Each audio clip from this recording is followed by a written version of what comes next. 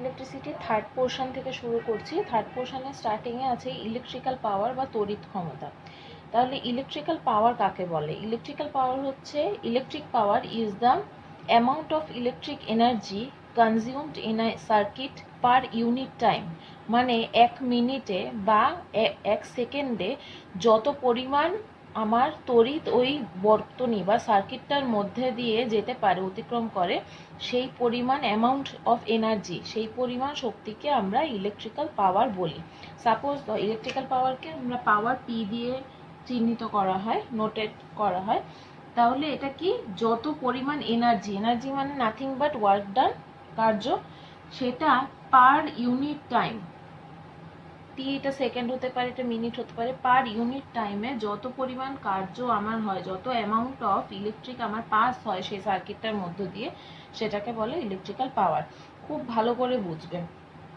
এর আগে আমরা কি জেনেছিলাম? ইলেকট্রিক্যাল এনার্জি মানে ডাব্লিউ, কার্য, ইকুয়াল টু আমরা কি জেনেছিলাম?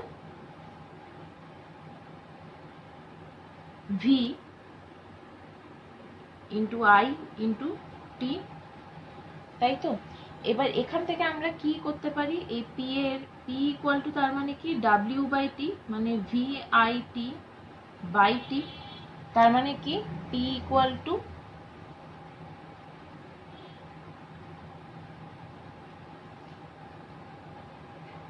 আচ্ছা, এখান থেকে আবার একবারে ডিডাকশনটা দেখিয়ে দিই। আবার আমরা কি জানি? ভি ইকুয়াল টু আই আর, এটা জানি আমরা ওহমস ল থেকে। তাহলে এখানে যদি আবার পুট করি আমরা, ভি এর জায়গায় আই আর পুট করি, into I into T divided by T, তাহলে টি টি ক্যান্সেল আউট, তাহলে এখানে আই স্কোয়ার আর, তার মানে P equal to I square R. এটা একটা। আরেকটা হচ্ছে P equal to V square by R. কেন ভি স্কোয়ার বাই আর? কারণ V equal to I R, তাহলে আই এর জায়গায় তুমি যদি পুট করো ভি বাই আর এখানে, তাহলে ভি স্কোয়ার বাই আর হবে। ঠিক আছে? এই দুটো যে কোনো একটা দিয়ে সাম অঙ্ক আসতে পারে। আচ্ছা, তাহলে পাওয়ারের ইউনিট কি? পাওয়ারের এসআই ইউনিট হচ্ছে ওয়াট। ঠিক আছে? 1 ওয়াট মানে কি? পাওয়ার মানে কি? আই স্কোয়ার ইন্টু আর। তাহলে আই এর ইউনিট হচ্ছে অ্যাম্পিয়ার, আর এর হচ্ছে ভোল্ট, তার মানে 1 ভোল্ট ইন্টু 1 অ্যাম্পিয়ার মানে হচ্ছে 1 ওয়াট। ঠিক আছে? আর বড় ইউনিট যদি বলে, বড় মানে এরপরে বড় ইউনিট যেগুলো হয় পাওয়ারে, সেগুলো হচ্ছে কিলোওয়াট, মেগাওয়াট, এইরকম। আর তোমার আরেকটা ইম্পর্টেন্ট ইউনিট হচ্ছে পাওয়ারের হর্স পাওয়ার, এইচপি। এটা তোমরা আগেও জেনেছো, হর্স পাওয়ার। হর্স পাওয়ার মানে কি? 1 হর্স পাওয়ার ইকুয়ালস টু, এটা মনে রাখবে, 746 ওয়াট। এটা ইম্পর্টেন্ট। ঠিক আছে? 1 horse power equal to 746 watt.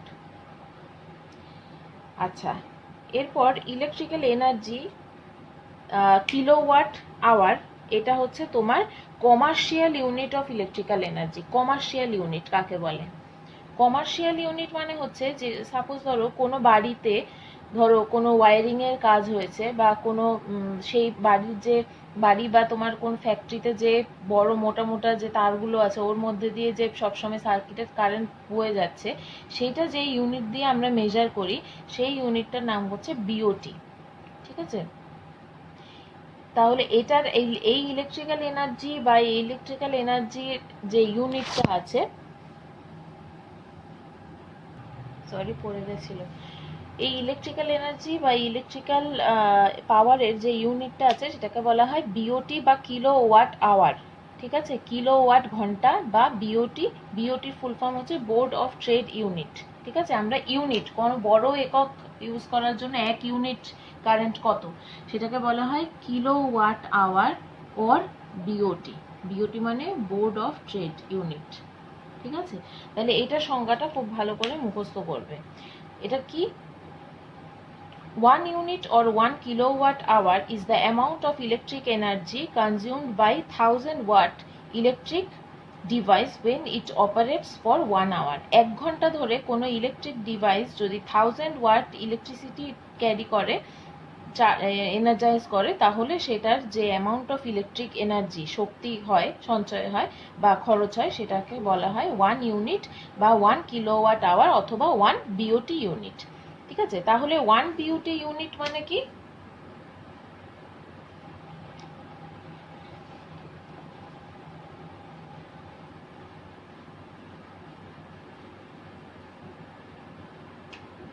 BOT unit মানে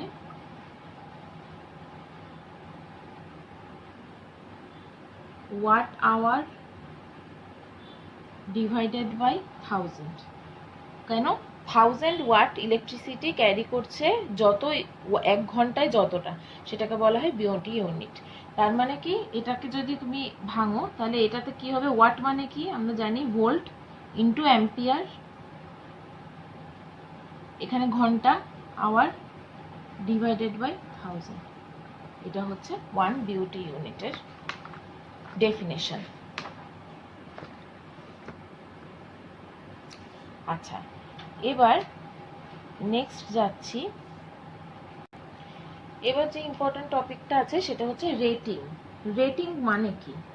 দেখবে কোনো ইলেকট্রিক ডিভাইসের গায়ে কখনো রেটিং বলতে বোঝানো হয় কত ভোল্ট ওই ইলেকট্রিক ডিভাইসটা ক্যারি করছে, কত ওয়াটের কারেন্ট, ওয়াটেজে চলছে। এর মানে কি? এই কথাটা কোনো ডিভাইসের গায়ে লেখা থাকা মানে কি? মানেটা হচ্ছে power rating of 220 volt or মানে বা 100 ওয়াট ইলেকট্রিক বাল্ব, বা এটা যদি ইলেকট্রিক বাল্বের হয় বাল্বের, বা ফ্যানের হলে ফ্যানের, যাই হোক, means that the resistance of its filament while glowing is R equal to V square by P। তাহলে এখানে V কত? 220, V square মানে 220 whole square divided by P। এটাকে ক্যালকুলেশন করলে যত আসে তত ওহম। এটাকে ক্যালকুলেশন করলে আসে 484 ওহম। তার মানে বোঝায় যে এই যে যন্ত্রটা, যেটার মধ্যে দিয়ে এত ভোল্টেজের এত ওয়াটেজের কারেন্ট পাস হচ্ছে, তার রেজিস্ট্যান্স বা রোধ হচ্ছে এত ওহম। ঠিক আছে, এই কোনো বৈদ্যুতিক বাতির গায়ে যদি এটা লেখা থাকে, এর মানে হচ্ছে এটা। এছাড়া সাপোজ ধরো আমি যদি বলি, ধরো বিওটি ইউনিট নিয়েই একটা অঙ্ক আমি লিখে নিই। সাপোজ ধরো একটা অঙ্ক বলা হলো যে জল গরম করার জন্য যে আমরা যে গিজার ইউজ করি অথবা হিটার ইউজ করি, সেটা রেটিং বলা আছে 2 কিলোওয়াট 250 ভোল্ট। ঠিক আছে, এটা রেটিং দেওয়া আছে। এটাতে হতে পারে এটা VI দিয়ে দেয়া থাকে, হতে পারে অথবা VW দিয়ে দেয়া থাকে, জেনারেলি VW দিয়েই দেওয়া থাকে। ঠিক আছে, মানে পাওয়ারটা বলা থাকে আর ভোল্টেজটা বলা থাকে। তাহলে বলা হলো যে এই যে হিটার বা গিজার যাই বলো, এটা রেগুলার 1 ঘন্টা করে চালানো হচ্ছে।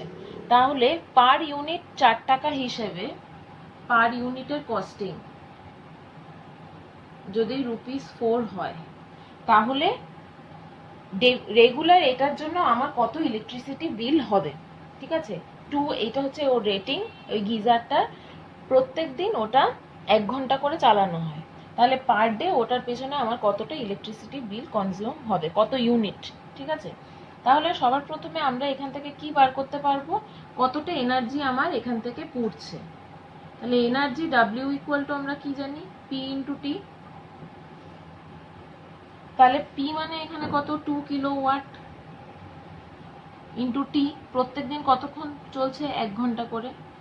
যেহেতু কিলোওয়াট আছে তাই আমি আওয়ার লিখছি। ঠিক আছে, কিলোওয়াট আওয়ার মানে বিওটি, তার মানে 2 কিলোওয়াট আওয়ার অর 2 বিওটি। ঠিক আছে, তাহলে 2 ইউনিট। তাহলে রেগুলার অর 2 ইউনিট। তাহলে রেগুলার যদি ওর 1 ঘন্টা করে চলে, তাহলে পার ইউনিটে খরচ হচ্ছে 4 টাকা। এটা হচ্ছে 1 ঘন্টার জন্য। ঠিক আছে, তাহলে রেগুলার, তাহলে দেয়ারফর এটা কি হবে? দৈনিক খরচ কত হবে? রেগুলার কস্টিং বা কস্টিং পার ডে। ঠিক আছে, পার ডে কত হবে? 4 টাকা ইন্টু যত ইউনিট, তার মানে ₹8। একদিনে এই গিজার 1 ঘন্টা করে চালালে এর পিছনে আমার 8 টাকা করে খরচ হবে। সাপোজ ধরো কখনো তোমাকে বললো যে তুমি একটা ধরো হিটার,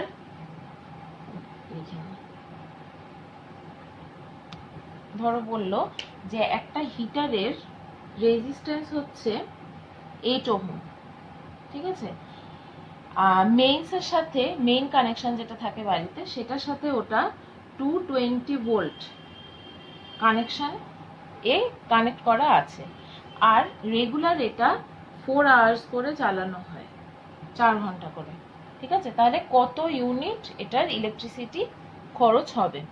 তাহলে আমরা এখান থেকে কি জানি, আর আর ভি আছে, তাহলে এখান থেকে আমরা আইটা বার করতে পারি, কতটা ইলেকট্রিসিটি এর মধ্যে দিয়ে পাস হচ্ছে। আই মানে কি, ভি বাই আর, তাহলে এখানে 220 ভোল্ট ডিভাইডেড বাই আর, আর মানে হচ্ছে এখানে কত 8, তার মানে এটাকে থাকলে হবে 2.75 অ্যাম্পিয়ার, এত অ্যাম্পিয়ার কারেন্ট যাচ্ছে। তাহলে এখানে কত বিওটি ইউনিট কারেন্ট খরচ হচ্ছে?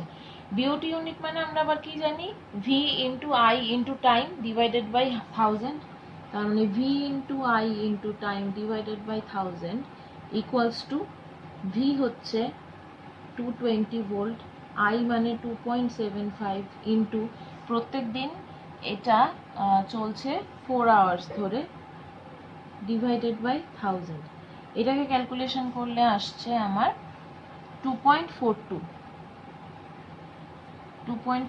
Unit or 2.42 kilowatt per hour, kilowatt hour sorry, ঠিক আছে। এই ধরনের অঙ্কগুলো এখান থেকে ইম্পর্টেন্ট আসে। বা তোমাকে ধরো বলা হলো যে এত ভোল্ট এত ওয়াটের একটা বাল্ব রেগুলার 5 ঘন্টা করে 10 দিন ধরে চালানো হলো, তাহলে 1 ইউনিটের জন্য ধরো 4 টাকা খরচ হলে মোট টোটাল বিল কত আসছে? তার মানে প্রথমে আমরা এনার্জিটা বার করে নেব, পি ইন্টু টি করে, W equal to P into T করলে ওখান থেকে আমরা যেটা পাবো ডাব্লিউটা পাবো, ডাব্লিউটা পাওয়ার পর ওখান থেকে পার ঘন্টা প্রত্যেকদিন 5 ঘন্টা করে চলছে, তাহলে ওটা 1 ইউনিটের জন্য 5 ঘন্টার জন্য কত করে ইন্টু করবো, আবার ইন্টু 5, খরচ হবে একটার জন্য 3 টাকা বা 4 টাকা যাই বলুক, 1 ঘন্টার জন্য প্রত্যেক ইউনিটের জন্য, তাহলে যত ইউনিট তোমার বেরোচ্ছে বিউটি তত ইউনিটের জন্য আমার কত খরচ হবে, আবার মাল্টিপ্লাই করবো, যেটা হবে সেটা। এই ধরনের সামগুলো এখান থেকে আসে, এগুলো ইম্পর্টেন্ট। আমরা নেক্সট টপিকে যাই। এবার যেটা টপিক আমরা পড়বো সেটা হচ্ছে সিএফএল আর এলইডি। এইগুলো নামগুলো আমরা শুনেছি। সিএফএল মানে হচ্ছে কম্প্যাক্ট ফ্লুরোসেন্ট ল্যাম্প, এলইডি জানি আমরা লাইট এমিটিং ডায়োড। কম্প্যাক্ট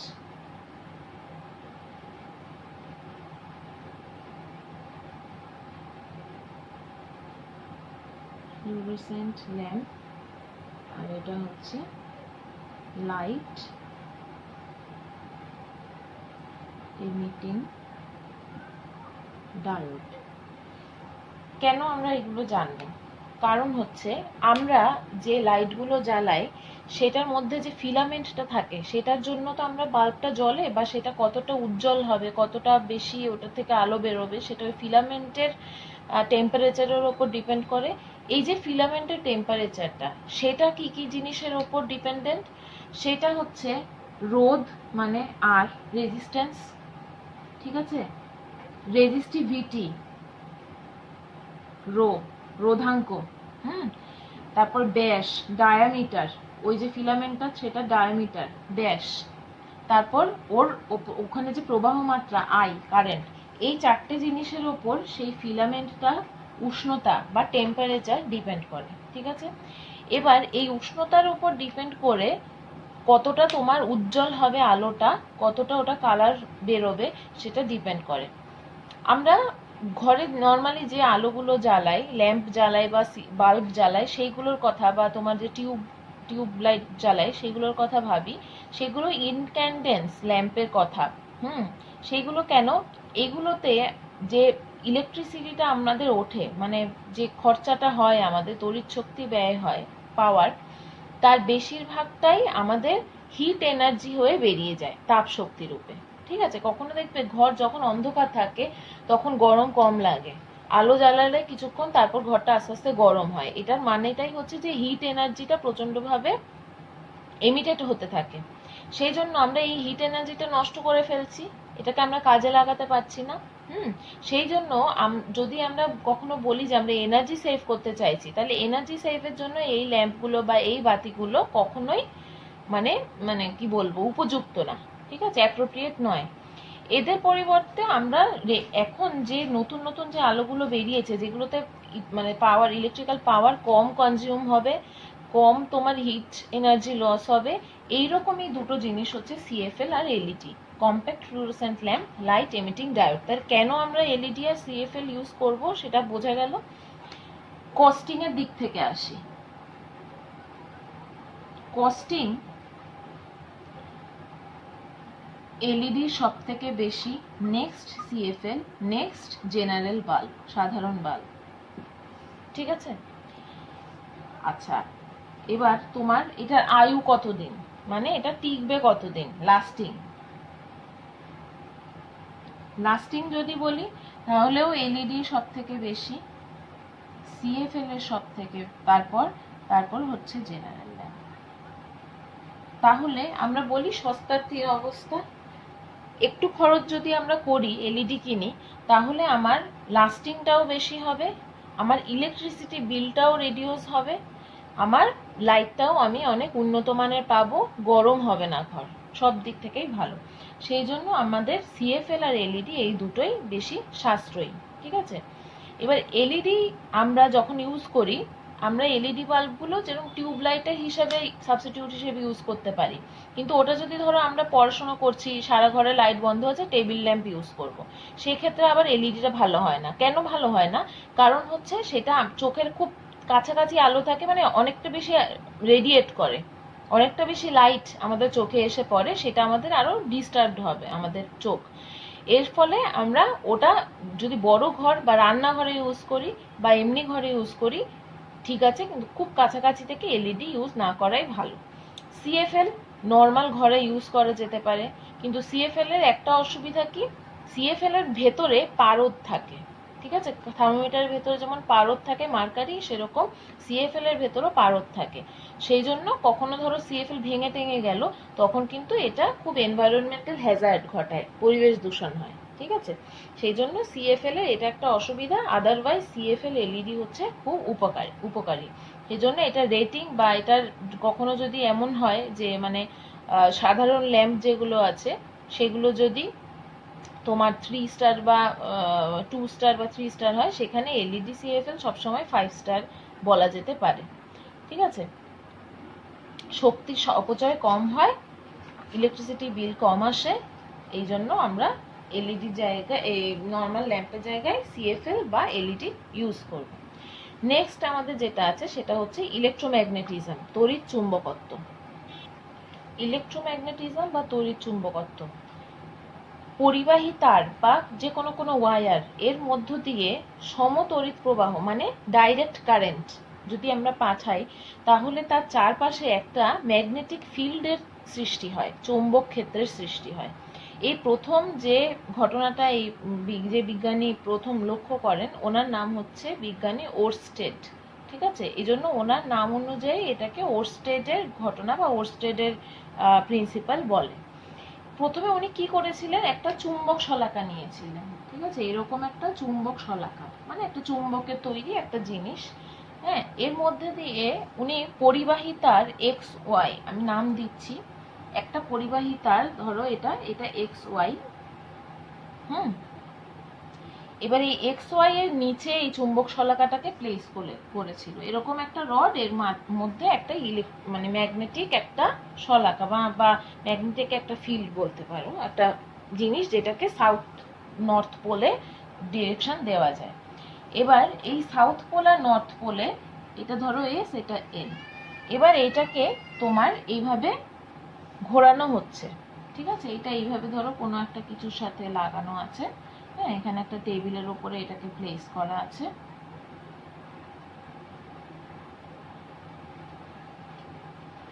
ধরো একটা স্ট্যান্ড এখানে প্লেস করা আছে, এটা সেন্টার, এটা ও,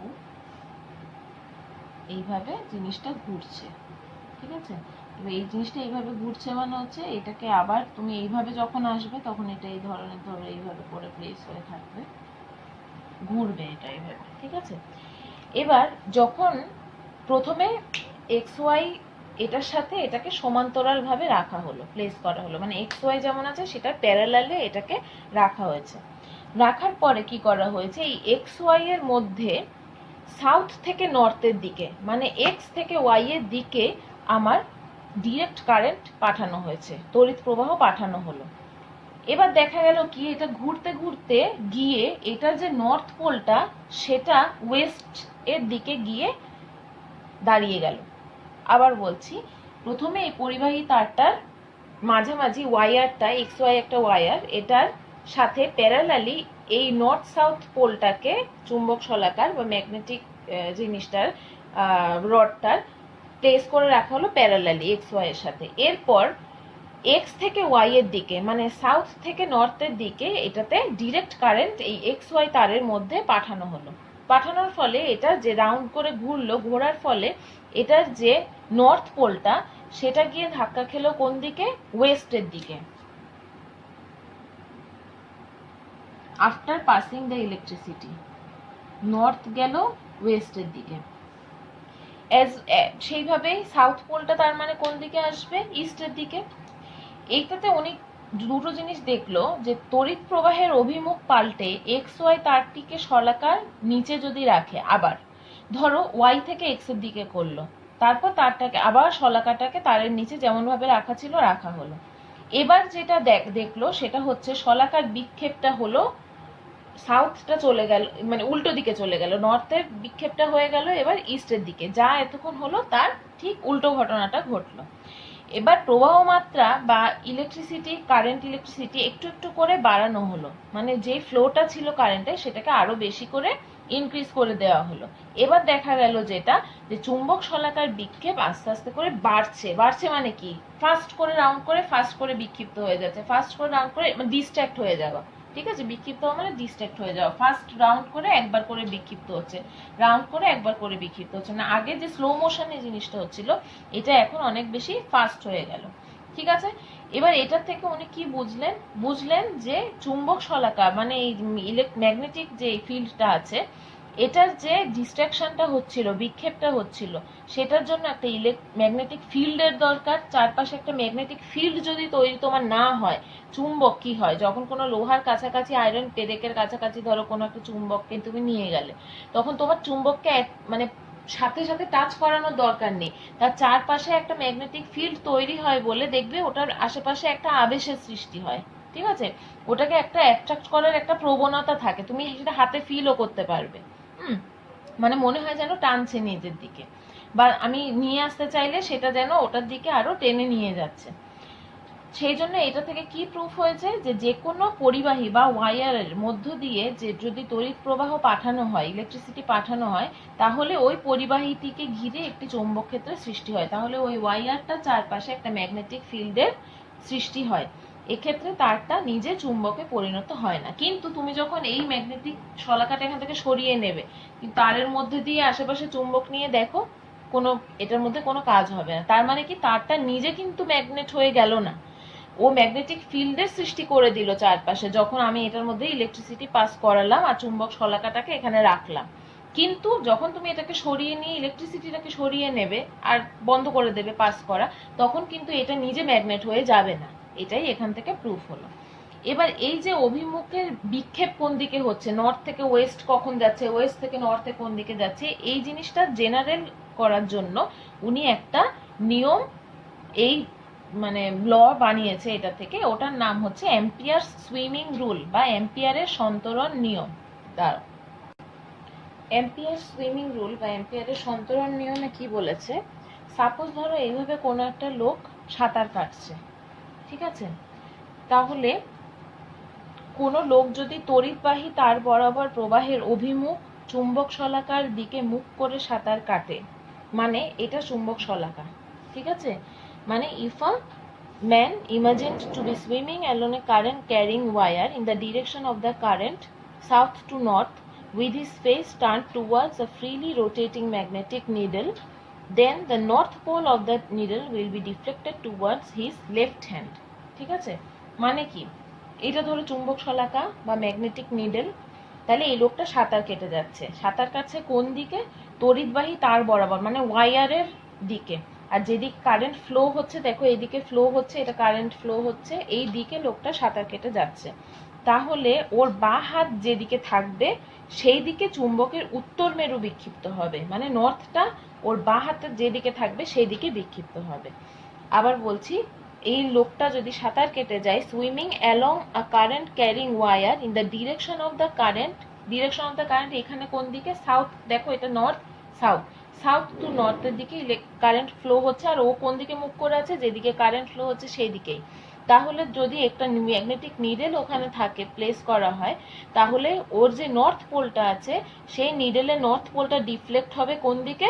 টুয়ার্ডস হিজ লেফট হ্যান্ড। এটা হচ্ছে অ্যাম্পিয়ার্স সুইমিং রুল। নেক্সট যেটা আছে সেটা হচ্ছে রাইট হ্যান্ড গ্র্যাপস রুল বা দক্ষিণ মুষ্টি নিয়ম। ঠিক আছে, এটা একটা ডান হাত, ঠিক আছে, রাইট হ্যান্ড। এখানে বলেছে যে একটা তড়িৎবাহী তার, এটা হচ্ছে ওয়াইয়ার, যেটার মধ্যে দিয়ে ইলেকট্রিসিটি পাস হচ্ছে, ইলেকট্রিসিটি ডাইরেকশনটা হচ্ছে এইদিকে, তড়িৎ এইদিকে প্রবাহিত হচ্ছে। আর এটা হচ্ছে ম্যাগনেটিক ফিল্ড, চৌম্বক ক্ষেত্রের অভিমুখ এটা। ঠিক আছে, এটা চৌম্বক ক্ষেত্রের অভিমুখ, এটা হচ্ছে ইলেকট্রিসিটি পাথ। এবার ডাইরেকশন অফ ম্যাগনেটিক ফিল্ড। এবার এটাতে যেটা বলছে সেটা হচ্ছে একটা তড়িৎবাহী তারকে ডান হাতের মুঠোয় যদি আমরা এইভাবে সাপোজ ধরি, ঠিক আছে, এইভাবে আমরা তড়িৎবাহী তারকে ধরলাম, তাহলে যদি বৃদ্ধাঙ্গুষ্ঠ মানে এটা থাম তড়িৎ প্রবাহের অভিমুখ নির্দেশ করে, দেখো এটা ধরা আছে এইভাবে, তাহলে তড়িৎ প্রবাহ নিচ থেকে ওপরের দিকে যাচ্ছে, তার মানে ওপরের দিকে আপওয়ার্ড। ঠিক আছে, বৃদ্ধাঙ্গুষ্ঠ কাকে চিহ্নিত করবে? তড়িৎ প্রবাহের অভিমুখ।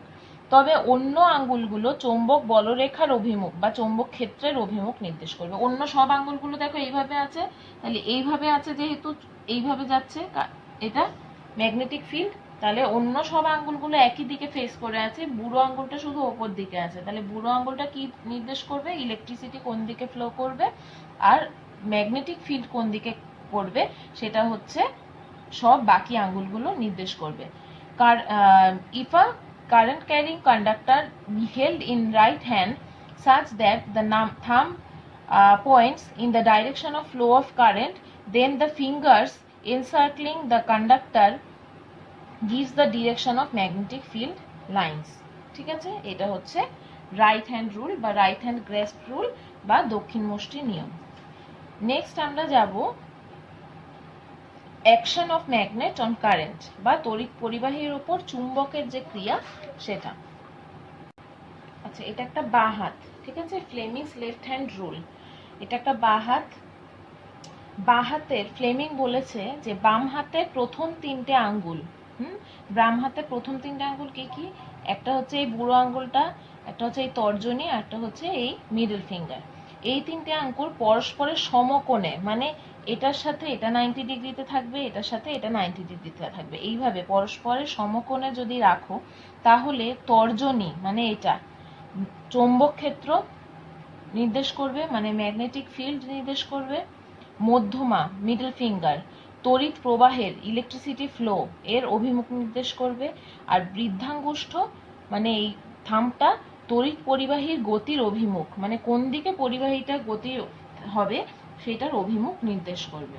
আমি আবার বলছি, যদি এই স্টেট করছে যে if the thumb, the first finger and the middle finger of the left hand be held mutually perpendicular to each other in such a way that the first finger points to the direction of magnetic field and the second finger to that of the current, then the thumb will indicate the direction of motion of the conductor. ঠিক আছে, তাহলে এটা হচ্ছে field, এটা হচ্ছে field, এটা হচ্ছে current, এটা হচ্ছে কারেন্ট, আর এটা হচ্ছে গতি বা মোশন, মানে পরিবাহী কোন দিকে বিক্ষিপ্ত হবে, ফ্লাকচুয়েট করবে কোন দিকে, সেটা ডিপেন্ড করবে হচ্ছে কোন দিকে বুড়ো আঙ্গুলটা আছে সেই দিকে। এইভাবে করে এটাকে ডায়াগ্রামেটিক্যালি শো করা হয়েছে, কেন? 90 ডিগ্রিটা বোঝানোর জন্য। তো হবে নিজের হাতে করেই বুঝতে পারবে তুমি, মিড ফিঙ্গারের সাথে ইন্ডেক্স ফিঙ্গারটা থাকবে 90 ডিগ্রিতে, না এটার সাথে থাকবে বুড়ো আঙ্গুলটা, থাম্বটা থাকবে 90 ডিগ্রিতে। তাহলে প্রত্যেকটার সাথে প্রত্যেকটা 90 ডিগ্রি যদি থাকে তাহলে আমার তর্জনী প্রথম ফিঙ্গারটা তাহলে ম্যাগনেটিক ফিল্ড, সেকেন্ডটা হচ্ছে মিডল ফিঙ্গার সেটা হচ্ছে কারেন্ট ফ্লো, আর থার্ডটা বুড়ো আঙ্গুল বা থাম, সেটা হচ্ছে মোশন, মানে পরিবাহীর গতি কোন দিকে অভিমুখ হবে সেটা ডিপেন্ড করবে। এটা হচ্ছে ফ্লেমিংস লেফট হ্যান্ড রুল। এবার যে জিনিসটাতে যাব সেটা হচ্ছে বার্লো চক্র বা বার্লোস হুইল। বার্লো চক্র কি নীতিতে কাজ করে? বার্লো চক্র কিছুই না, বার্লো চক্র হচ্ছে একটা জাস্ট কি বলবো, একটা শক্তি বা একটা এনার্জিকে অন্য একটা এনার্জিতে ট্রান্সফার করছে। সেটা সেটা কিসের ডিপেন্ডেন্সে চলে? সেটা জাস্ট আমরা যেরকম নর্মাল সার্কিটে কারেন্ট পাস হয়, বার্লো চক্রটা সেইভাবেই হয়। ঠিক আছে, এবার এখানেও বার্লো চক্রটা ঠিক এই যে ফ্লেমিং এর বাম হস্ত নিয়মটা আমরা এখন পড়লাম, ফ্লেমিংস লেফট হ্যান্ড রুল, সেই ডিপেন্ডেন্সেই এটা কাজ করে। এটাতেও পরিবাহী গতির অভিমুখ একদিক থেকে একদিকে ফ্লাকচুয়েট করবে, প্রবাহ কোন দিকে হবে নির্দেশ করব, চৌম্বক ক্ষেত্র S N north south pole কোন দিকে ডিটেক্ট করবে, সেই জিনিসটাই আছে। এবার এটা একটা সার্কিট জটিল, তোমরা বইতে দেখলেই ফ্লেমিংস লেফট হ্যান্ড রুলের সাথে সাথেই আছে, দেখলে বুঝতে পারবে, এই জন্য আমি অত বড় ডায়াগ্রামটা এখানে ড্র করিনি। তাহলে এটা এখান থেকে যে জিনিস দুটো পড়তে হবে, যে বার্লো চক্রটা কিভাবে বা বার্লোস হুইলটা কিভাবে কাজ করে, ওয়ার্কিং প্রিন্সিপাল, এটাতে কোন শক্তি কোন শক্তিতে রূপান্তরিত হচ্ছে, আর মানে কোন এনার্জি কোন এনার্জিতে ট্রান্সফার হচ্ছে। ঠিক আছে, আর আরেকটা হচ্ছে বার্লো চক্রের নীতিটা কি, কোন নীতিতে এটা কাজ করে, কোন অ্যাকশনে এটা কাজ করে। তাহলে বার্লো চক্রের নীতি যদি বলে তাহলে কি বলবো, কোনো তড়িৎ পরিবাহীকে চৌম্বক ক্ষেত্রে আনলে বা কোনো ইলেকট্রিক ওয়ারকে কোনো ম্যাগনেটিক ফিল্ডে নিয়ে আসলে চৌম্বক বলের প্রভাবে, মানে ম্যাগনেটিক এনার্জির প্রভাবে পরিবাহী গতিশীল হয়। মানে ওই যে কন্ডাক্টরটা যেটার মধ্যে দিয়ে ট্রান্সফার হচ্ছে কারেন্টটা, সেটা মানে অ্যাক্টিভ হয়ে যায়। এই ঘটনার উদাহরণ হচ্ছে বার্লো চক্রের ঘূর্ণন। মানে যখন ওয়্যারটার মধ্যে দিয়ে ইলেকট্রিসিটি পাস হচ্ছে তখন সেটা অ্যাক্টিভেট হয়ে যাচ্ছে, মানে হুইলটা ঘুরছে, সেটাই হচ্ছে বার্লো চক্রের ঘূর্ণন বা বার্লোস হুইলের সার্কুলেশন। এবার বার্লো চক্র বা বার্লোস হুইলে কোন শক্তি কোন শক্তিতে রূপান্তরিত হয়? তড়িৎ শক্তি ইলেকট্রিক এনার্জি যান্ত্রিক শক্তিতে রূপান্তরিত হয়। ঠিক আছে, ইলেকট্রিক এনার্জি যান্ত্রিক শক্তিতে, মেকানিক্যাল এনার্জিতে রূপান্তরিত হয়। খুব মানে ভালো করে মনে রাখবে। আর এটা কোন কোন রুলে ফলো করে? এটা ফলো করে ফ্লেমিংস লেফট হ্যান্ড রুল। ঠিক আছে, এই রুলের জন্য কোন দিকে পরিবাহী গতির অভিমুখটা হচ্ছে, কোন দিকে ডিফ্লেকশনটা হচ্ছে, ওটার যে ফ্লোটার, সেটা আমরা ফ্লেমিংস লেফট হ্যান্ড রুলের মাধ্যমে এটা আমরা জানতে পারি। বার্লোস চক্রের জন্য কয়েকটা ইম্পর্টেন্ট পয়েন্ট আমি বলে দিচ্ছি, খুব ভালো করে মনে রাখবে। একটা হচ্ছে তড়িৎ প্রবাহের অভিমুখ বা চৌম্বক ক্ষেত্রের অভিমুখ, বা কোন দিকে পোলটা আছে মেরুগুলো, সেটার অবস্থান যদি আমরা উল্টে দিই, সাপোজ আমি নর্থ সাউথ করে রেখেছি, নর্থ থেকে সাউথের দিকে কারেন্ট পাস করাচ্ছি, সাপোজ আমার ফ্লাকচুয়েশনটা হলো ওয়েস্ট টুয়ার্ডস ওয়েস্ট, যদি আমরা এটা সাউথ থেকে নর্থ না করে নর্থ থেকে সাউথে করে দিই, বা মানে আমি যেটা আগে বললাম তার উল্টোটা করে দিই, তাহলে ঠিক উল্টো দিকে আমার ফ্লাকচুয়েশনটা হবে। ঠিক আছে, মানে গতির অভিমুখটা যদি আমরা পাল্টে দিই অথবা মেরুটা উল্টো পাল্টা করে দিই, নর্থ সাউথকে সাউথ নর্থ করে দিই, তাহলে আমার কিন্তু এটার ভেলোসিটির কোনো চেঞ্জ হবে না, যেই ভেলোসিটিতে বা বেগে ঘুরছিল সেই বেগটার পরিবর্তন হবে না, কিন্তু পরিবাহীর দিকে মানে গতি পরিবাহীর অভিমুখ পরিবর্তন হয়ে যাবে উল্টো দিকে। ঠিক আছে, ডিরেকশনটা চেঞ্জ হয়ে যাবে। নেক্সট হচ্ছে তড়িৎ প্রবাহ যদি আমরা বন্ধ করে দিই, মানে ইলেকট্রিসিটি ওর মধ্যে দিয়ে আর পাস না করি, বন্ধ করে দিই, তাহলে ওই যে চুম্বকটা বা ম্যাগনেটটা, ওটা যদি আমরা সরিয়ে নিয়ে আসি ওর মধ্যে দিয়ে, যে চুম্বক শলাকা রেখেছিলাম মনে আছে তো এর আগেরটাতে, সেখানে সেরকম ভাবে আমরা যদি ওই ম্যাগনেটিক নিডলটাকে সরিয়ে নিই ওর মধ্যে থেকে, তাহলে ওই যে বার্লো চক্র, ওটার যে ভেলোসিটিটা ওটা একদম জিরো হয়ে যাবে, মানে থেমে যাবে, ওটা আর ঘুরবে না, ওটা হুইলের মতো, সেই হুইলটা আর ঘোরা বন্ধ করে দেবে। কিন্তু ওর মধ্যে দিয়ে যদি আমরা প্রবাহ মাত্রা বৃদ্ধি করি বা কারেন্ট ইলেকট্রিসিটি ওটার মধ্যে দিয়ে যদি আরো বাড়িয়ে দিই, তাহলে ওটার ঘূর্ণন গতি বা যে ভেলোসিটি অফ সার্কুলেশন সেটা আরো বেড়ে যায়। ঠিক আছে, বার্লো চক্র সবসময় মনে রাখবে এসিতে ক্রিয়াশীল হয় না, এসি মানে অল্টারনেটিং কারেন্ট, এ হয় না, এটা কিসের চলে? ডিসি কারেন্টে চলে, মানে ডিরেক্ট কারেন্ট। খুব ভালো করে এই তিনটে পয়েন্ট মনে রাখবে। একটা হচ্ছে যদি আমরা ওটা মেরু বা পোলটাকে উল্টো পাল্টা এক্সচেঞ্জ করে দিই, তাহলে ওটা যেদিকে ডিফ্লেকশন হচ্ছিল তার উল্টো দিকে ডিফ্লেকশন হবে, কিন্তু ওটার ভেলোসিটির কোনো চেঞ্জ হবে না। নেক্সট হচ্ছে তড়িৎ প্রবাহ যদি আমরা বন্ধ করে দিই, মানে ইলেকট্রিসিটি পাস না করি ওর মধ্য দিয়ে, তাহলে ওই যে বার্লো চক্রের গতিটা ঘুরছিল সেই ঘোড়াটা থেমে যাবে। কিন্তু যদি আমরা ওটার মধ্যে দিয়ে প্রবাহ মাত্রা আমরা বাড়িয়ে দিই, উল্টো করি, বাড়িয়ে দিই ইলেকট্রিসিটি ফ্লোটা, তাহলে ওটার ঘোরার যে ভেলোসিটিটা আরো বেশি বেড়ে যাবে, আরো জোরে জোরে ঘুরবে। থার্ড হচ্ছে বাল্যচক্র কখনো এসিতে বা অল্টারনেটিং কারেন্টে কাজ করে না, সবসময় ওটার মধ্যে দিয়ে ডিসি বা ডিরেক্ট কারেন্ট ফ্লো করে। খুব ইম্পর্টেন্ট এই তিনটে জিনিস। নেক্সট যে টপিকটা সেটা হচ্ছে ইলেকট্রিক মোটর।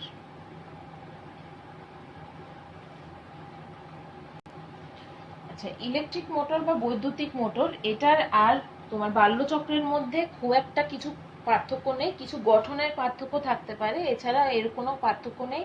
এটাও ডিসি কারেন্টে চলে, এসি চলে না। এটাতেও তড়িৎ শক্তি যান্ত্রিক শক্তিতে পরিণত হয়, মানে আমরা we can obtain mechanical energy from electrical energy. এটাতে সেম ওয়ার্কিং প্রিন্সিপাল, ঠিক আছে। Fleming's left hand rule follow করে এটা, ওটার মধ্যে দিয়ে আমরা কোন দিকে ডিফ্লেকশনটা হচ্ছে কারেন্টে সেটা আমরা জানতে পারি। এই মোটর কোথায় কোথায় ইউজ করা হয়, বিভিন্ন রকম পাম্পে, তারপর ফ্যানে, electric fan, pump, electric train, তারপর ট্রাম, এইসব জায়গাগুলোতে এর বিভিন্ন অংশগুলো, পার্টসগুলো ইউজ করা হয়, ঠিক আছে। এবার এটা হচ্ছে একটা কি, ডিসি মোটরটা কিরকম, এর মধ্যে যেটা ইউজ করা হয় সেটা হচ্ছে একটা ইউ শেপের একটা, মানে খুব একটা কি বলবো ইলেকট্রিক ম্যাগনেটিক ফিল্ড, তার ম্যাগনেটিক একটা কি বলবো ক্ষেত্র ফিল্ড, হ্যাঁ। এটার মাঝখানে একটা আয়তাকার বা রেক্টেঙ্গুলার একটা আর্মেচার থাকে, ওটাকে বলা হয় আর্মেচার।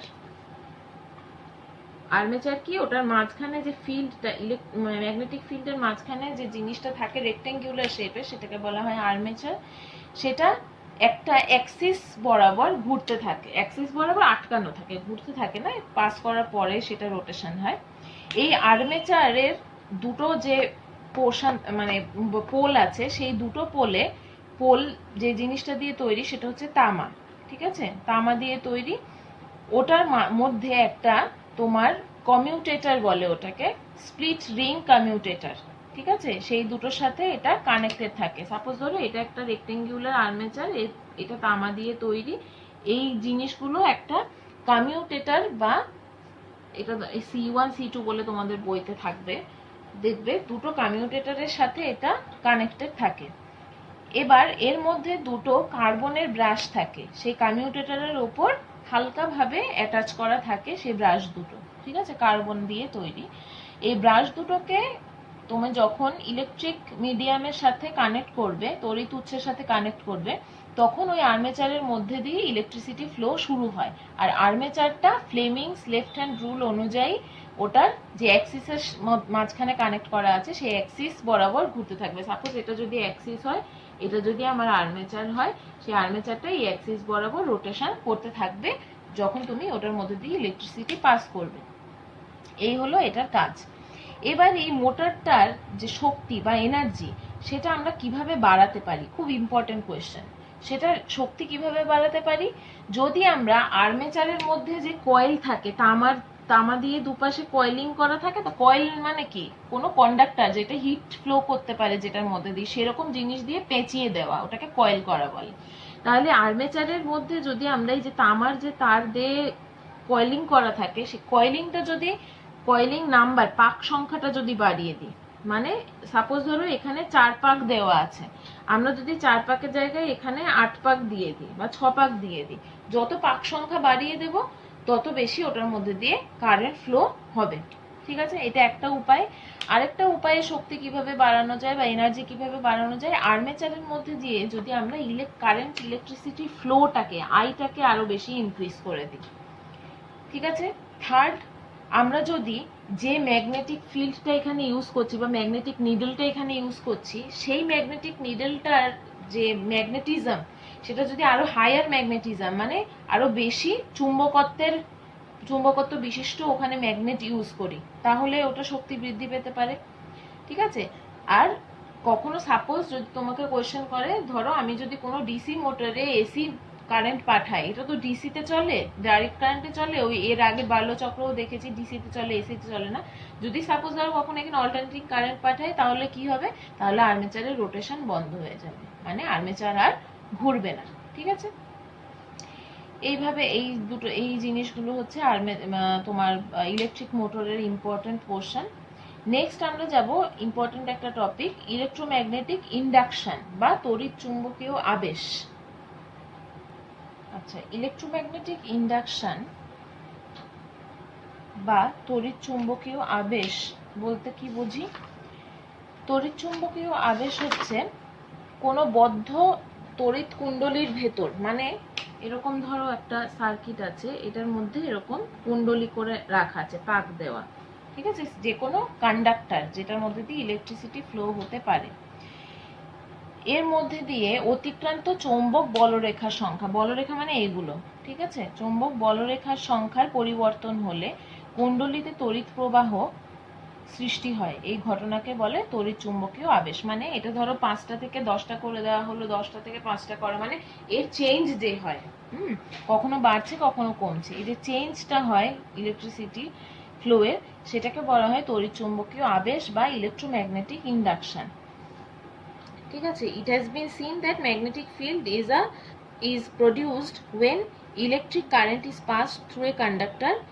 প্রথম দেখেছিলেন এই জিনিসটা, লক্ষ্য করেছিলেন বিজ্ঞানী ফ্যারাডে, ঠিক আছে, সায়েন্টিস্ট ফ্যারাডে। এই কারেন্টটাকে সেজন্য বলা হয় ইনডিউসড কারেন্ট, ঠিক আছে। He performed a series of experiments to show this.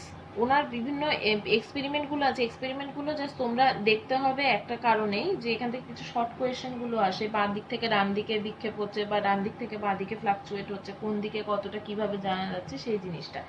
এবার এই ম্যাগনেটিক ইন্ডাকশনটা যে যন্ত্রটা দেখা যায়, মানে প্র্যাকটিক্যাল এক্সাম্পল হচ্ছে ইলেকট্রিক ডায়নামো। ডায়নামোতে কি হয়, এতক্ষণ আমরা বার্লো-চক্র পড়েছি, বার্লোস হুইল বা ইলেকট্রিক মোটর, এইগুলোতে আমরা কি দেখেছি যে তড়িৎ শক্তি সবসময় যান্ত্রিক শক্তিতে পরিণত হয়, মানে আমরা we can obtain mechanical energy from electric energy. কিন্তু এখানে উল্টোটা হয়, যে we can obtain electric energy from mechanical energy, আমরা এখানে যান্ত্রিক শক্তি থেকে তড়িৎ শক্তি পাবো, উল্টো হয়। সেই জন্য এইটাতে যে ডিফ্লেকশনটা হয়, যেটা যে যন্ত্রটা দিয়ে আমরা ডিফ্লেকশনটা এখানে মেজার করছি, সেই যন্ত্রটার নাম হচ্ছে গ্যালভানোমিটার। গ্যালভানোমিটার, তার মানে এই যে রুলটা, সেটা ফ্লেমিং এর বামহস্ত নিয়মের বা ফ্লেমিংস লেফট হ্যান্ড রুলের উল্টো ভাবে কাজ করে, কয়েলটা উল্টো দিকে করা থাকে বলে উল্টো দিকে কাজ করে। এখান থেকে আমরা 3টে ল পড়বো, ইম্পর্টেন্ট যে জিনিসটা এখান থেকে, একটা ফ্যারাডেস ফার্স্ট ল, একটা ফ্যারাডেস সেকেন্ড ল, একটা লেঞ্জেস ল, ঠিক আছে, এই 3টে ল। ফ্যারাডের প্রথম সূত্র বা লতে কি বলেছে, কোনো বদ্ধ কুণ্ডলীর মধ্যে দিয়ে অতিক্রান্ত চৌম্বক প্রবাহের পরিবর্তন ঘটলে কুণ্ডলীতে একটা ইএমএফ কাকে বলে আমরা জানি, ইলেকট্রোম্যাগনেটিক ফোর্স, ইলেকট্রোমোটিভ ফোর্স, সেই ইএমএফ আবিষ্ট হয়। যতক্ষণ পর্যন্ত ওই চৌম্বক প্রবাহের পরিবর্তন ঘটে ততক্ষণ আবিষ্ট ইএমএফ স্থায়ী হয়, ঠিক আছে। কি বললো, whenever there is change in magnetic flux linked with a coil, এই কয়েলের সাথে জড়িত ম্যাগনেটিক ফ্লাক্স যতক্ষণ পর্যন্ত চেঞ্জ হয়, an EMF is induced which lasts as long as the change in magnetic flux linked with the coil lasts. যতক্ষণ পর্যন্ত এই কয়েলের সাথে রিলেটেড ম্যাগনেটিক ফ্লাক্স চেঞ্জ হতে থাকবে ততক্ষণ পর্যন্ত সেই ইএমএফটা ইনডিউস হতে থাকবে। সেকেন্ড ল কি বলেছে ফ্যারাডে, কোনো বদ্ধ কুণ্ডলীতে আবিষ্ট ইএমএফ এর মান ওই কুণ্ডলীর মধ্যে দিয়ে অতিক্রান্ত চৌম্বক প্রবাহের পরিবর্তনের হারের সমানুপাতি, মানে the magnitude of the induced EMF. এবার ইএমএফ যেটা তৈরি হলো সেটার যে ম্যাগনিটিউড মানে মানটা হবে, সেটা ডিরেক্টলি প্রপোর্শনাল কার সাথে, to the rate of change of magnetic flux linked with the coil. এই কয়েলের সাথে যে ম্যাগনেটিক ফ্লাক্সটা ইনডিউস হয়েছিল সেটার সাথে ওটার যে ইএমএফ সেটা সবসময় ডাইরেক্টলি প্রপোর্শনাল, ঠিক আছে। এবার লেঞ্জেস লটা অ্যাকচুয়ালি শক্তি সংরক্ষণ সূত্র অনুযায়ী চলে, ঠিক আছে। Lenz's law gives the direction of the induced EMF or induced current. Lenz's লতে কি বলেছে, এটা মানে এনার্জি কনজারভেশন ল একটা, লেঞ্জেস লটা, এটাতে কি বলেছে, তড়িৎ চুম্বকীয় আবেশের ক্ষেত্রে, ঠিক আছে, ম্যাগনেটিক ইন্ডাকশন এর ক্ষেত্রে আবিষ্ট তড়িৎ প্রবাহের অভিমুখ এমন হয় যে যে কারণে প্রবাহ আবিষ্ট হয়, আবিষ্ট প্রবাহ সর্বদা সেই কারণকে বাধা দেয়। মানে যে কারণে আমার এর ফলে আবেশটা তৈরি হয়েছে, কি কার ফলে তৈরি হয়েছে, এই নাম্বার অফ কয়েল বাড়ানো হয়েছে বা কমানো হয়েছে, তার ফলে আমার তো চৌম্বক ক্ষেত্রের সৃষ্টি হয়েছে, সেই কারণটাকে ওই আবিষ্ট প্রবাহটা বাধা দেয়, মানে আমার ম্যাগনেটিক ইন্ডাকশনটাকে ও বাধা দেয়। এটা হচ্ছে লেন্জেস ল। তার মানে কি, আমি একটা জিনিস নতুন করে তৈরি করছি, তার ফলে কি আমি আগের জিনিসটাকে ফেলে দিচ্ছি তা না, ওইটা রয়েছে। নতুন করে শক্তি একটা থেকে, আমরা শক্তি সংরক্ষণ সূত্রে কি পড়েছি, শক্তি কখনো নতুন করে সৃষ্টি হয় না বা ধ্বংস করা যায় না। এনার্জি সবসময় একটা ফর্ম থেকে আরেকটা ফর্মে চেঞ্জ হয়, ঠিক আছে, কিন্তু কখনো নতুন করে কখনো কোনো কিছু সৃষ্টি করা যায় না বা ধ্বংস করা যায় না। এখানেও ঠিক তাই, নতুন করে কিছু একটার কারণে অন্য কিছু হচ্ছে। ম্যাগনেটিক, এই যে কয়েলটা চেঞ্জ হচ্ছে, নাম্বার অফ কয়েল চেঞ্জ হচ্ছে বলে ম্যাগনেটিক ফ্লাক্স ইনডিউস হচ্ছে। তার ফলে কি হচ্ছে, নতুন করে আমরা কি ওটাকে ফেলে দিচ্ছি বা নতুন করে একটা জিনিস নিয়ে আসছি তা না, কিন্তু একটা হচ্ছে বলে তার রেজাল্ট হচ্ছে আরেকটা। কজ আর এফেক্ট, কজ আর এফেক্ট, এখানে আর কোনো কিছু শেষও হয়ে যাচ্ছে না, কোনো কিছু নতুন করে আসছেও না। সেই জন্য এটা এনার্জি কনজারভেশন ল বা শক্তি সংরক্ষণ সূত্রকে এটা ফলো করছে। কি বলেছে, alternating the direction of induced EMF or current always tends to oppose the very cause which produces it, যেটা এটাকে প্রডিউস করছে সেটাকে এটা বাধা দিচ্ছে, সেই কারণটাকে। ঠিক আছে, তার মানে এই সূত্রটাতে কি জানতে পারবো, আবিষ্ট তড়িৎ প্রবাহের অভিমুখ কোন দিকে হবে সেটা আমরা জানতে পারবো। যেদিকে আমার নাম্বার অফ কয়েলের পাক যেদিকে যাবে সেদিকে আমার আবিষ্ট প্রবাহের অভিমুখ হবে। এখানে তো অপোজ করবে, কাজে ক্লকওয়াইজ অ্যান্টি ক্লকওয়াইজ এর একটা ব্যাপার এখানে আসবে। মানে নর্থ থেকে সাউথে গেলে কোন দিকে আমার ফ্লাকচুয়েশনটা হবে, আর সাউথ থেকে নর্থ পোলে থাকলে কোন দিকে ফ্লাকচুয়েশনটা হবে, আমরা এখান থেকে বুঝতে পারবো। এবার এসি আর ডিসি কারেন্ট, এসি আর ডিসি কারেন্ট কাকে বলে? এসি কারেন্ট হচ্ছে অল্টারনেটিং কারেন্ট বা পরিবর্তী প্রবাহ, এটার বাংলা। যেমন এসি জেনারেটর বা ডায়নামো, এগুলোতে আমরা এসি কারেন্ট দেখতে পাই। আর ডিসি কারেন্ট হচ্ছে সমপ্রবাহ বা একমুখী প্রবাহ, এটাকে বলা হয় ডাইরেক্ট কারেন্ট। এটা কোথায় দেখতে পাই আমরা? বিভিন্ন ধরনের তড়িৎ কোষ, সেল, ব্যাটারি, এই ধরনের জিনিসে আমরা ডিসি কারেন্ট দেখতে পাই। কোনো একই অভিমুখে যদি সমমাত্রায় কোনো কারেন্ট চলতে থাকে তাহলে সেটাকে আমরা ডিসি কারেন্ট বলি। আর কিছু সময় পর পর যদি কারেন্টের মান চেঞ্জ হয়, মানে বাড়ে বা কমছে এরকম যদি হয়, বা একটু পর পর যাচ্ছে, এটা যদি হয়, বন্ধ হচ্ছে আবার শুরু হচ্ছে, এটাকে বলা হয় আমাদের AC current.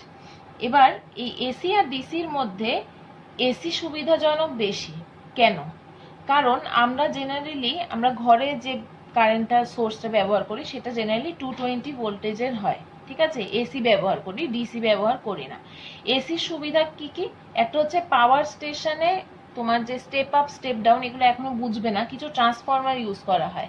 Step up transformer, step down মানে স্টেপ আপ মানে ভোল্টেজ বাড়ানো যায়, স্টেপ ডাউন মানে ভোল্টেজ কমানো যায়, এরকম ট্রান্সফরমার ইউজ করা হয় পাওয়ার স্টেশন। যেরকম আমাদের গড়িয়া পাওয়ার স্টেশন আছে, ওখান থেকে ওইসব জায়গা থেকে বিভিন্ন সাব ডিভিশনগুলোতে কারেন্ট ফ্লো করা হয়। সেই সাব ডিভিশনগুলো বিভিন্ন বাড়ি, ফ্যাক্টরি, দোকান, এসব জায়গায় কারেন্ট প্রোভাইড করে, ঠিক আছে।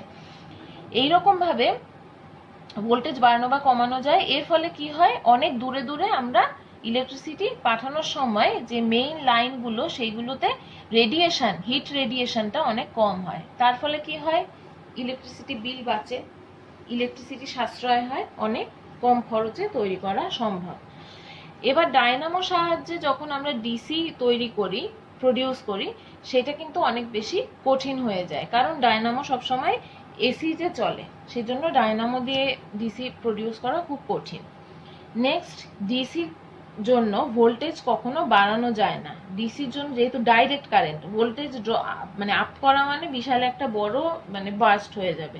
সেই জন্য যখন কোনো অনেক বেশি হাই অল্টিটিউডের কারেন্ট আমাকে পাঠাতে হবে, হাই মানে ভ্যালুর, তখন সেই লাইনে অনেক বেশি কস্টিংও পড়ে যাবে, অ্যাক্সিডেন্ট হওয়ারও সম্ভাবনা থাকবে। সেই জন্য আমাদেরকে অল্টারনেটিং কারেন্ট মানে কিছুটা রিডিউস করে আবার কিছুটা বাড়িয়ে এইভাবে করে কারেন্টগুলোকে পাঠাতে হয়। এবার কিছু কিছু রেকটিফায়ার থাকে, সেসব রেকটিফায়ারের সাহায্যে এসিকে ডিসিতে, বা কনভার্টার থাকে সেটার সাহায্যে ডিসিকে এসিতে চেঞ্জ করা যায়। হ্যাঁ, সেটা লাইট বা হিটের জন্য এসির কার্যকারিতা বা মানে যে মানে ফাংশনটা সেটা অনেকটাই সমান, কিন্তু বড় বড় জিনিস যেখানে ট্রাম ট্রেন এইসব জায়গাতে যেসব বড় মোটরগুলো ইউজ করা হচ্ছে সেইগুলোতে আবার ডিসি বেশি মানে প্রফিটেবল আর কি, মানে কারণ ওইগুলোতে একসাথে অনেকটা বেশি সোর্স অফ কারেন্ট লাগে, সেই জন্য আমাদের ডিসি সেসব ক্ষেত্রে ইম্পর্টেন্ট। কিন্তু ছোট ছোট জায়গাতে মানে আমাদের বাড়ি ঘর যে ধরনের জিনিস থাকে সেই সবগুলোর জন্য আমাদের ডিসি থেকে এসি বেশি মানে ভালো আর সাশ্রয়ীও। ঠিক আছে, নেক্সট দিন আমরা ডিসি আমরা ডায়নামো যেটা পড়লাম, ডায়নামোটা মোটামুটি আমরা জেনে গেছি। নেক্সট দিন একটাই লাস্ট টপিক আছে ডায়নামো থেকে, আমি বলে দিচ্ছি তাও কি কি। ডায়নামোর কাজটা তো আমি বলেই দিয়েছি। ডায়নামো থেকে যেটা পড়বে সেটা হচ্ছে ডায়নামোটা কি বা জেনারেটরটা কি। ডায়নামোতে কোন শক্তি কোন শক্তিতে রূপান্তরিত হয়, মানে কোন এনার্জি কোন এনার্জিতে ট্রান্সফার করা হয়, ডায়নামোর কার্যনীতি বা ফাংশনালিটি ডায়নামোর, ঠিক আছে, কিভাবে কাজ করে সেটা পড়বে। ডায়নামোতে যে জিনিসগুলো আছে সেগুলো কি কি, যেরকম ধরো ক্ষেত্র চুম্বক ক্ষেত্র আছে, ম্যাগনেটিক ফিল্ড, আর্মেচার আছে, স্লিপ রিং বলে একটা জিনিস আছে, ব্রাশ আছে, এই নামগুলো পড়বে। তারপর ডায়নামোতে কিভাবে ডিসিতে কাজ করে এই জিনিসটা পড়বে, ডায়নামো কিভাবে ডিসিতে কাজ করে। আরেকটা ইম্পর্টেন্ট জিনিস, ডায়নামো আর মোটরের ডিফারেন্স পড়বে, ডায়নামো আর মোটরের মধ্যে কি কি ডিফারেন্স আছে সেটা। ঠিক আছে, আর হচ্ছে এসি আর ডিসি ডায়নামোর ডিফারেন্স, এই কটা জিনিস এখান থেকে পড়তে হবে। নেক্সট একটা টপিকে আমাদের পড়ে থাকবে, সেই জিনিসটা আমরা নেক্সট দিন পড়বো, ছোট্ট একটা টপিক, ওটা করে আমরা কিছু সাম করব। ওই টপিকটা হচ্ছে বাড়িতে যে আমরা কারেন্ট ইউজ করি, মানে ডোমেস্টিক যে ইলেকট্রিক সার্কিটগুলো সেটাতে কিভাবে সাপ্লাই হয়, সেটার মানে সুইচগুলো কি কি, তারগুলো যেগুলো ইউজ করা হয়, কোডিং কালার কোডিং ওয়্যারগুলো, সেগুলো আমরা লাস্ট একটা ক্লাসে পড়ানো।